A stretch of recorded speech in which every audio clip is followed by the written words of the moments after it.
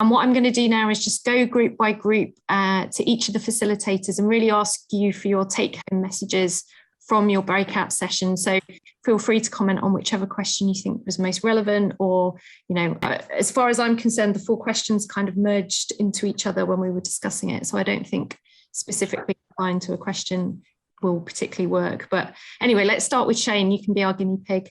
Would you like to feedback on your discussions in group 1? Yes, that's great. Thank you very much. There isn't an order really, because as you said, people launched into specific areas that they found most important and most relevant. But here's a quick speed read. So on infrastructure, there's still a consideration that network coverage is difficult for many people in different countries. And Isabel pointed out that there's still 44% of people who are not able to access digital care. So that means that they could be marginalized, and that's a concern. We talked about new partnerships, logistics to help people, 1, with their digital literacy, and 2, with then their engagement in digital care, and how that could be facilitated perhaps with local councils or pharmacy support or other agents, as well as patient organizations, of course. We talked about the data and the trust still being an issue, perhaps more with the discrimination, the fear of discrimination in specific illnesses, and also the difficulty in communicating what GDPR consent really means to people in very simple terms. It's not always easily achieved by every organization. Partnerships, you know, building better together is absolutely key. Healthcare professionals working hand in hand with patient organizations, not just patient organizations on their own, but also with the industry partners in IT that actually know how to transform our needs and must or unmet needs into actionable processes, which we can manage across the different divide of the stakeholders and healthcare professionals and therapists or social support people. And also from the ELF, well, what would we really like to see happen? Well, I think there's already some development there. Bringing best practices, bringing collective experiences together, just as we're doing today, recording the patient voice, what we believe that digital healthcare means for us, what its value is, what's missing, what we need to do to get there. And we asked if there was a possibility of having a digital health patient council, where perhaps we could have an advisory group with more experience from their own projects in developing digital solutions and connecting healthcare professionals or therapists with their patients. And it seems to be that might already be on the table. Over and out from me. Thanks, Shane. That's great. Yeah, and by the time we get to me feeding back from my group, I'm sure everything will be covered, but there's lots of resonances between what our group said and what your group said. So maybe I can hand over to Armando in group 2, so you can feedback on what your key findings were. Yeah, hello guys. I will try to be concrete because the time gone fast. So nice discussion with my group. We have 3 key points. The first one is that we need education for digital health literacy. This very clear, I think, for us. The second one is that from the challenge, we change the opportunity, and for patients organizations, we think that now at this moment in this new digital era, we need to be in the center, and it's an opportunity for us to be in the center, working together with another stakeholders and trying to identify clear value and clear evidence-based solutions that can solve our needs and our problems. And the last one is that our patients organizations in a short term, in the future, should act like a liaison and make some kind of funnel to identify or to recommend which kind of solutions we think that patients can use, because we have hundreds of thousands of solutions already, but we will have much more, so we can act like a series of organizations that we know what we can recommend to our community. That's our conclusions. Great. Thanks, Armando. It's really clear 3 points. Thanks a lot. So maybe we can move to group 3 and Stefano. will you be reporting back? Or I know you had a note taker as well. Yes, I want to thank all my group. It was very challenging for me because many of them were much more prepared than me. And so, but we talked together as friends. And well, I had some point very interesting. For example, the fact that that the digital health should involve also the family or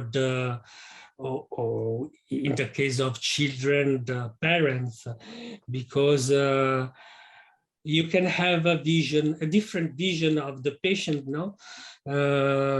Because patients sometimes have don't tell the truth about themselves, and maybe the whole family and the whole people living with the patient can give a more clear photograph of the patient.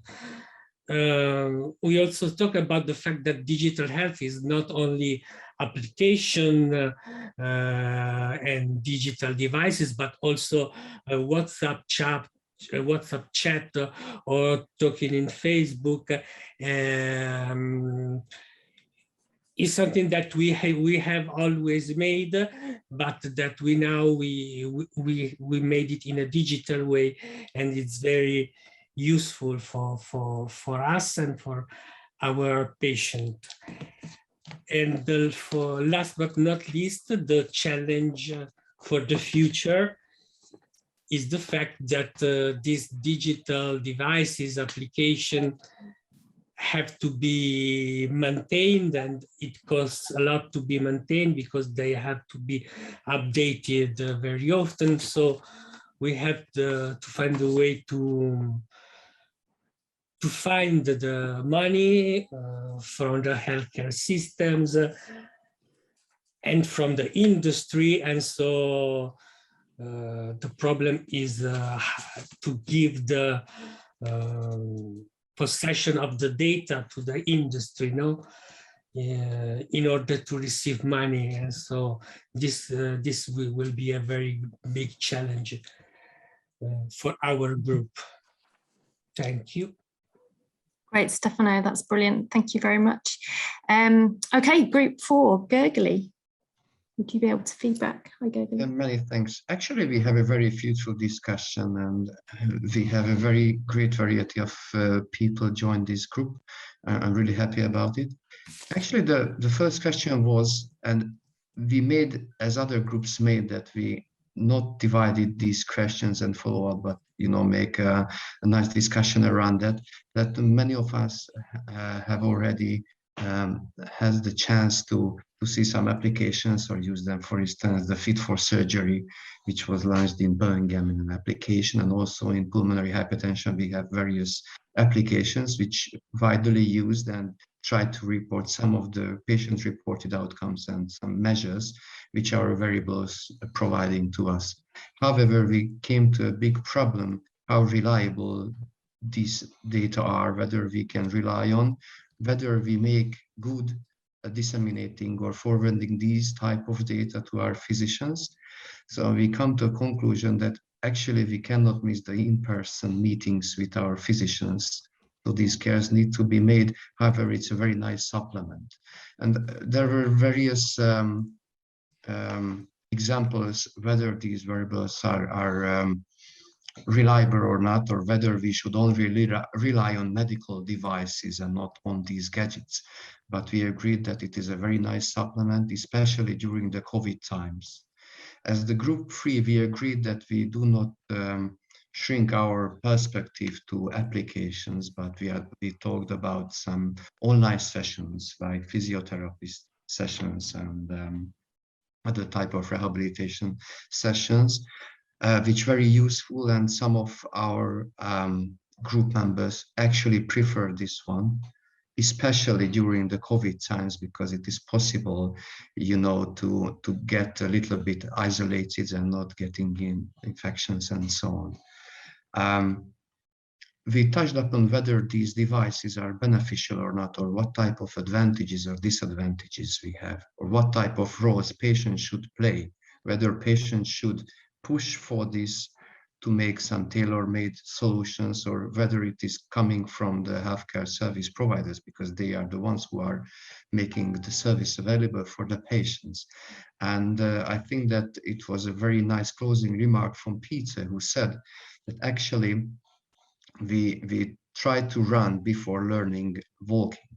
So I think that this is what we see, that COVID helped us to be on track and try to make some digitalization actions and procedures. However, we need to be careful, but this is definitely the direction we need to go. So we need to back on track in-person checkups, but also nicely supplemented with this data from our digital life and from our home. Thanks, Gergely. That's a great analogy, isn't it? Works really well. Fab. Michaela, Group 5, would you be able to report back? Thank you. Yes, of course. We had also very, very good discussion, and many things have already been mentioned. But from United States, we heard about an app called the Asthma Storylines or Healthcare Storylines, and they had now a 6-week program to educate asthma coaches. And I thought that was a really nice, because we all know in many of the diseases, chronic, the adherence is not very good. And if you have an app, it must be easy to use so everyone understands it. But at the same time, not everyone will use it due to poor economics, or that their healthcare system doesn't approve these apps, or that there's a very bad internet connection. And we said also that during the pandemic, many of the patients had not experienced that they had been using more digital health. I think it will come now, because when it came, no one was prepared. So even though many things has rushed and been, but I think from now on, there will come more. And it's very important to involve, when you do these apps, or that you involve patients and patient organizations, so we speak the same language, so we understand. And if an app or advice is recommended by a healthcare professional, it feels more safe to use it. And it could also be a very good tool when you are visiting, because I still think you need both face-to-face meetings and digital health, because you need it both. And then an app could then really provide and see, when you're coming there, you're feeling fine, but 3 weeks ago, you can show on your app, look, these were my results. So it's easier than, less like a complementary. And we said, especially this remote spirometry will be a huge help with everyone for respiratory health, because then you also, I think that we thought that the adherence will decrease. And also if they have some kind of benefit, like the air quality is good, or they are showing pollen count or something like that, if you have allergic asthma, all those extras are very good to have. What did we say more? Yeah, we talked about, there was, I think it was from Spain, it was an, they did a survey about healthcare, and not all the healthcare professionals were very into digital health. And then we have a problem if we as patients really want this digital to move forward, and the healthcare profession think, no, let's wait a bit. So again, we need to speak the same language. So, and yeah, we talk about there are also not enough specialists. So there's also one gap that are missing, but also can be filled with an app that can really help you. So to empower the patient to get a better quality of life. But you don't have to exclude one thing or another, but work together as a team, healthcare professional, patient organization, then I think. But this app in the United States was very interesting. Brilliant. Thank you, Michaela. Thanks for the feedback. Okay, group 6, that's my group. And as a prime example of one of the challenges of remote healthcare, my doctor's been trying to phone me while we're doing this plenary session to talk about my son. So if I have to disappear in a little bit, you'll know where I've gone. So timing doesn't always work well with remote sessions. But anyway, with group 6, so some of the digital solutions that we thought were really important right now, we thought digital appointments, starting with digital appointments was a really good place to start, because even people who have no digital skills, you know, just getting used to booking things online and having digital appointments was a really easy place to start. And we talked about the importance with distance, particularly with rare conditions such as PCD and aspergillosis, about having access to specialists. I think Michaela just touched on this, you know, really important that you can get closer to specialists than you've ever been before through remote consultations. One of the other things that we thought was important was preemptive treatment. So apps that will allow you to monitor your own condition and almost flag up where there's issues, where you can then speak to your healthcare professional where an infection or an exacerbation may happen. And as Graham in our group explained, you know, that's always happened. Patients have always flagged up issues, but having tools that will help us do that is really useful. Some of the unmet needs we talked about was using AI for diagnosis. So in conditions, again, like PCD, where it's difficult to make a diagnosis, AI can really help improve that. We talked about it being difficult with therapies. We couldn't really see how digital could help in Alpha-1, for example, where therapy needed to be done face-to-face. That's where we saw there was real limitations. But wearables, Gergely brought that up, we think is a, you know, this idea of daily monitoring, wearing with wearables was really important. So our biggest challenges were still things like age, location, and age, just not older age being a barrier, but the challenges that young people face when using digital technology. It was also really important to note. And also invasive tests and things like that. Again, these can't be dealt with digitally necessarily, and we'll still need face-to-face consultations.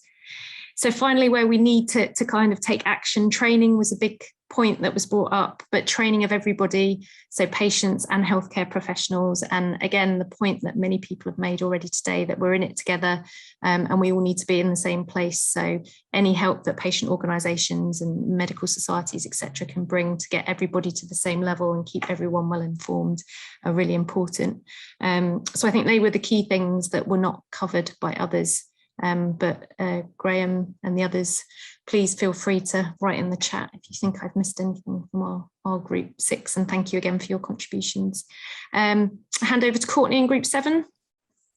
Thanks, Pippa. Yeah, I think we had a really productive discussion, and it was nice. We had people from adult but also childhood conditions. So sort of following on from some of the things you said and the other facilitators, some of the benefits of digital health, particularly that have been maybe accelerated during the pandemic, are things like having home testing kits, which then can give you a better quality time and consultation with your doctor because you already have the test results. And it can mean you're not traveling to the hospital for a test and then maybe the results come 2 weeks later. There was also some of the costs of some of those tests, like protein tests, have reduced during the pandemic. And we wondered if that could maybe be rolled out elsewhere for other testing and access to other tools. As Stefano and some of the others have said, social media is absolutely considered one of the tools of digital health, providing connection and education and peer support for patients. And it's not just always about sort of new technology. However, for young adults, they are not always so comfortable, or they're just not on some of the existing platforms that we might be used to using, things like Facebook. And Carly talked about how she's launched a group gaming platform for some of her young patients, where they don't necessarily come to talk about their ILD, but they can play video games. That's me showing my age. And they, you know, can connect through that platform instead. So she kind of talked about the importance of meeting them where they're at and in adapting your approaches.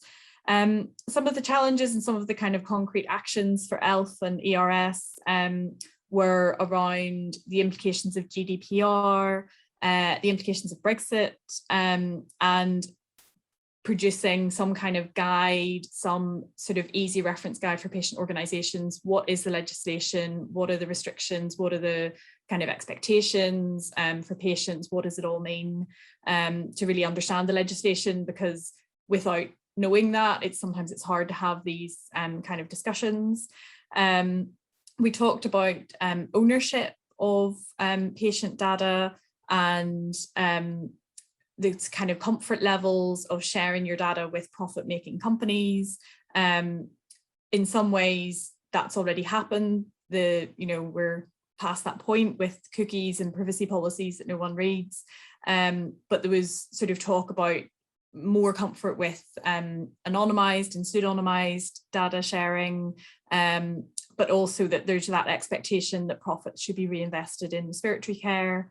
And finally, there was a kind of request of whether we could put together a list of reputable medical grade devices that, instead of kind of leaving it very much open to patients, open to marketing and advertising, and maybe not being totally sure of the kind of quality of the devices that they might be using. So yeah, that was from group 7. Brilliant, thanks Courtney. And Carly, can you share the gaming link, or is it only for children? I'm sure it sounds like a really interesting platform and a really novel way to get children to talk about their condition. Okay, 2 more groups to go. Group 8, Claire, could you feedback to the... I certainly can. Here are the results from group 8. So one of the things that we talked about here was isolation being a barrier, but also being something that actually technology can help with. So during the pandemic in particular, people have been able to connect with others. And for patients who might not ordinarily be able to travel or would not feel comfortable traveling, they have actually found more meetings and more contact with other people with their condition during the pandemic. But isolation can also be a barrier. And if you are somebody who doesn't feel comfortable using technology, then actually it can make you feel more isolated if you're not able to use it. So one of the things that we thought would help would be if there were almost digital advocates for people. So people who could help those who are less comfortable with technology to access it, show them what to do, and actually be there. Because often somebody will pick something up once they've been shown it. Sometimes people, particularly, we talked about the older generation, can feel quite overwhelmed with how things work. But once they've been shown, then it can make it easier for them. But we also spoke about clinicians as well, because sometimes clinicians and doctors are not very good at using technology. And we need them to buy into the technology in order for patients to use it. If your doctor doesn't know how to use it properly, then you haven't really got a hope of being able to access it properly yourself. And one of the things we thought would be for digital solutions such as apps to be developed in conjunction with doctors and clinicians. So they would be the beta testers, and they would tell the companies what they liked and what they didn't like about the technology. So it could actually be adapted to meet the needs of the clinicians and patients, rather than trying to fit something that's already been produced into what is needed for those patients and doesn't always fit completely. We came up with another sort of couple of things and a couple of solutions. Elena from Alpha 1 España and FENER, they produced a checklist for patients with COPD to use to help them prepare for a telephone consultation, which of course during the pandemic has been a way that people have been having their consultations. And the acknowledgement there is that when you're having a telephone consultation, it can often feel a little bit harder than a face-to-face consultation. And sometimes people forget what they should be asking. And so by having a checklist, that helps people feel a little bit more prepared for that consultation. And ASA thought that another way to help would be to combine a video consultation with remote monitoring, because patients aren't always sure when they're doing remote monitoring at home that they're doing it properly, or they might need assistance to do it. So if you could connect via video link to a doctor, and the doctor could actually watch you doing, say, the 6-minute walking test or your home spirometry, and then those results were then uploaded instantly to the doctor, that would be a way to make sure that you were doing the test properly, and but the doctor could also see you and see the difficulties or problems that you had and get instant access to those results. So there was just a couple of things that we came up with, and obviously some of these are, you know, the digital advocates is reliant on COVID being less of a problem than it is. But. Yeah, no, it sounds like a great idea, and I'm sure some people are already doing the kind of digital advocate, but whether that's something that could be coordinated on a wider scale would be a really interesting concept, actually. Thank you, Claire, and thank you, Group 8. Some really good feedback and ideas. Last but not least, the person who's planned everything today, and it's gone almost smoothly, but thank you, Jeanette, and over to you for Group 9. Okay, thank you, and thank you to everyone in our group. We had a lovely discussion. A lot of things have been mentioned, and I'm aware of the time as always, so I'm going to be quite brief. But members of the group, put things in the chat, something that I miss. So we talked a lot about access to data and sharing information digitally. And it was felt it's really important that healthcare professionals and patients have access to the same data, and that's something that we felt wasn't necessarily happening, and that patients can choose who sees their data, particularly in the context of people, say, with a condition like sarcoidosis, as was mentioned in our group, who have multiple healthcare professionals dealing with them. It's really important that they all have access to the same data so that discussions and care and treatment can go ahead. And obviously patients need to know what data is being collected. That was quite a big concern. So a lot of talk about transparency and safeguarding of data as being really important. I think as has been mentioned before, it was not all healthcare professionals are as keen to get involved with digital solutions and to share data as the patients perhaps want them to be. So we talked about can we produce better messaging for them, getting them involved early on as partners. We recognise it takes time to get them on board, but it felt like a really important issue that we need to perhaps work on and get support with. We talked a lot about apps and how many of them are very useful for patients. Again, there were issues around data safety and perhaps the danger perhaps of individuals focusing too much on functionality. If it was something like, we were thinking about the spirometry home testing and being aware of all the other parts of their life that they need to concentrate on as well.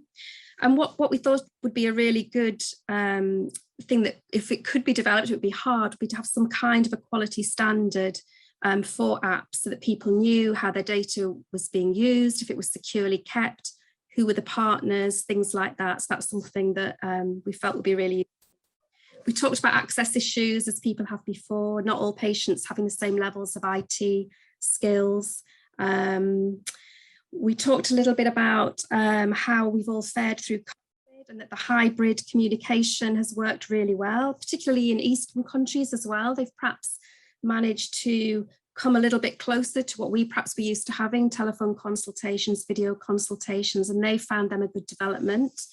But also recognising that face-to-face is still really important. So a hybrid solution is probably ideal. And then it's easier to have digital consultation if you've had a face-to-face meeting first with your healthcare professionals.